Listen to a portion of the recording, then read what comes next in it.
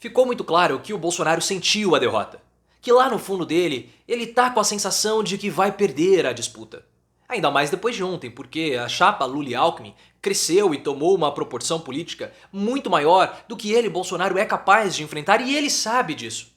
Bolsonaro tem a noção de que a chapa do Lula com Alckmin é uma jogada política tão grande que talvez seja a maior da nossa história. E para ele, Bolsonaro, vencer isso, ele precisaria de uma outra jogada maior. Mas ele não tem condições de fazê-lo. E ele sabe muito bem porque ele é simplesmente um deputado federal do baixo clero que chegou à presidência da república. Então lá no fundo, Bolsonaro sabe que o jogo já acabou.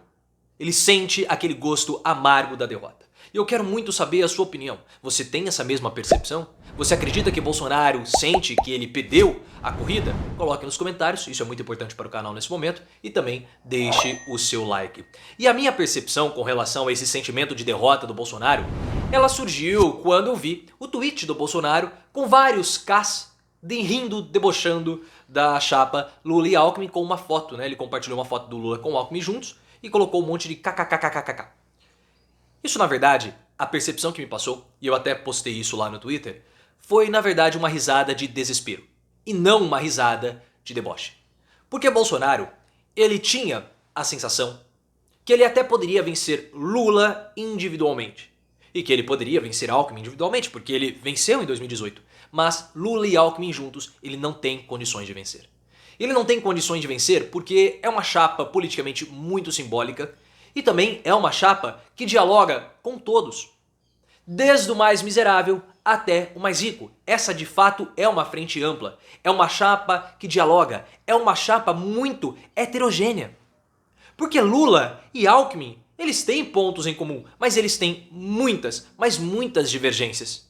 E eles vão falar. Tanto é que o Lula tá até se dando ao luxo, e eu não sei se vocês repararam, acredito que sim, de adotar discursos mais radicais à esquerda, falando para pressionar os deputados, falando de preço do combustível, falando da classe média, inclusive até mesmo falando sobre aquela palavra que começa com A.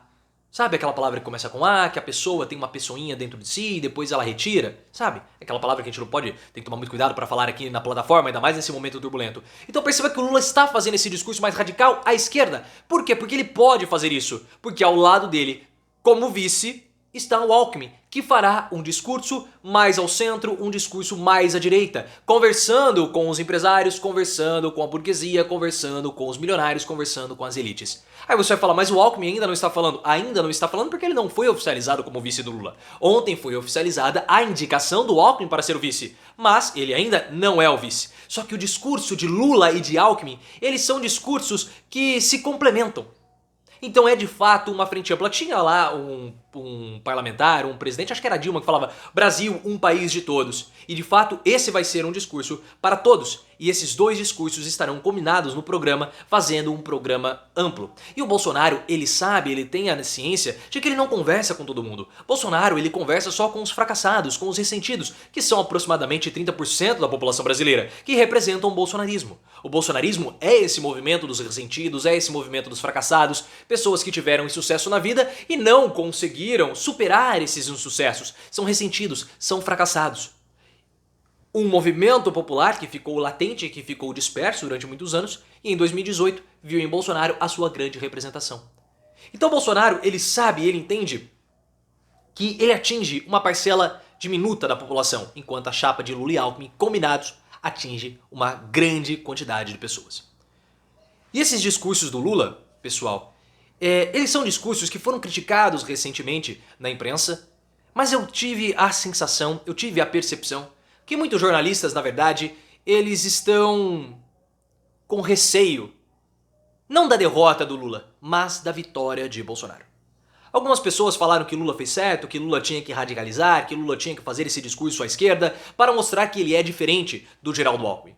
Eu vi muitos desses discursos, inclusive pessoas criticando os jornalistas por criticarem essa postura do Lula. Eu fui um daqueles que criticou a fala do Lula sobre aquela palavra que começa com A. Na perspectiva do ponto de vista eleitoral, das estratégias eleitorais, de fato, isso pode prejudicar a campanha do Lula. Agora, o que eu senti, e eu quero saber se vocês também sentiram, coloque aqui nos comentários, foi um certo receio que essa fala do Lula, isso por parte de algumas pessoas na imprensa, que essa fala do Lula poderia causar prejuízos à campanha dele, fazendo com que o Bolsonaro tivesse mais chances de vencer. E eu sinto que os jornalistas, uma grande parcela da imprensa, não tolera mais ou não aguentará mais 4 anos de Bolsonaro. Eu quero saber se vocês tiveram também essa percepção. Coloque aqui nos comentários. Mas como eu falei, Lula pode fazer esse tipo de discurso, porque agora ele tem o Alckmin na mesma chapa. E eles não serão uma chapa decorativa. Alckmin não será um vice decorativo. E eu tenho percebido também, e esse é o movimento da imprensa que eu vejo que não surtirá muito efeito, que é a imprensa tentando jogar contradições a respeito da chapa do Lula com Alckmin, baseadas e lastreadas em ações do passado de ambos. Vocês já repararam isso, né? Ah, em 2007, Alckmin falou isso do Lula. Em 2009, petistas falaram isso do Geraldo Alckmin, trazendo o passado de ambos para dialogar com o futuro. Mas sabe por quê? Com o presente, na verdade. Mas sabe por que isso não vai dar muito certo? Porque esses mesmos órgãos de imprensa, que estão trazendo essas contradições, elogiaram muito o Alckmin no passado. Então isso é uma via de mão dupla. Se os órgãos de imprensa estão pegando as contradições do passado para trazê-las para o futuro, também é possível pegar as contradições do passado dos órgãos de imprensa para trazer para o futuro também. E Lula e Alckmin, pessoal, estarão muito preparados para responder esse tipo de argumento.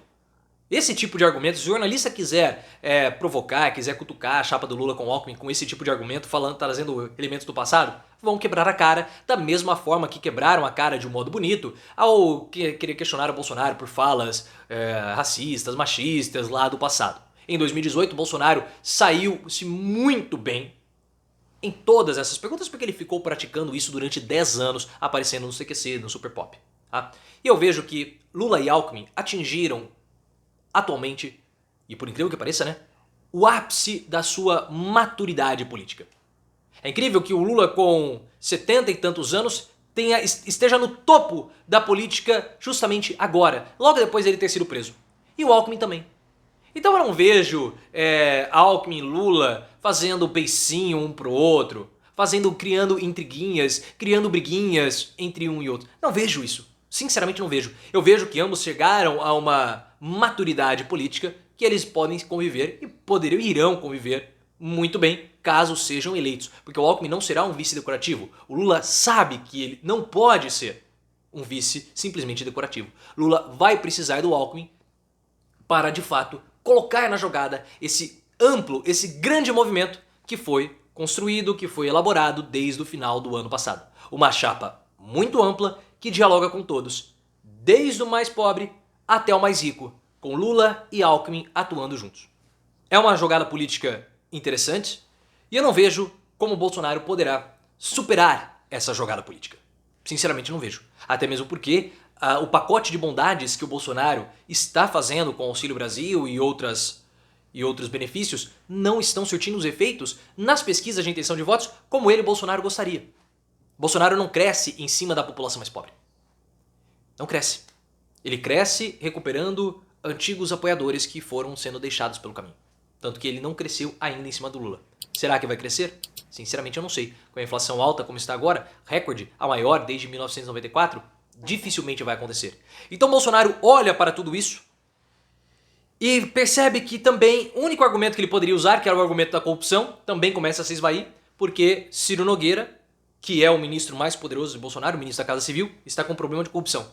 Fora que há também a possibilidade da CPI do Bolsolão do MEC, o que vai afetar diretamente o Bolsonaro, porque o Milton Ribeiro citou o nome do Bolsonaro no áudio. Então, trazendo tudo isso, pessoal, Bolsonaro ele olhou para a montanha e viu que a montanha ficou grande. E ele sabe que é puramente um deputadozinho do baixo clero, mesmo sendo presidente da República. Ficou grande demais para ele. Ficou grande demais para que Bolsonaro possa enfrentar Lula e Alckmin combinados. Mas eu quero saber a sua opinião. Você acha que Lula e Alckmin vencerão Bolsonaro? Você acha que Bolsonaro tá com aquele sentimento? Sabe quando você vai para um confronto? Eu não sei se vocês já disputaram algum tipo de esporte coletivo, algum tipo de competição, e você sabe que o seu adversário ele é muito melhor do que você. E você olha para aquele adversário e fala assim, não vai ter como eu vencer. Quando aquela sensação de que você foi derrotado antes de entrar no jogo, essa é a sensação que eu vejo que Bolsonaro tem nesse momento. alguém que perdeu e ele sabe, mas não vai admitir de jeito nenhum. Deixe aí nos comentários, a sua participação é muito importante.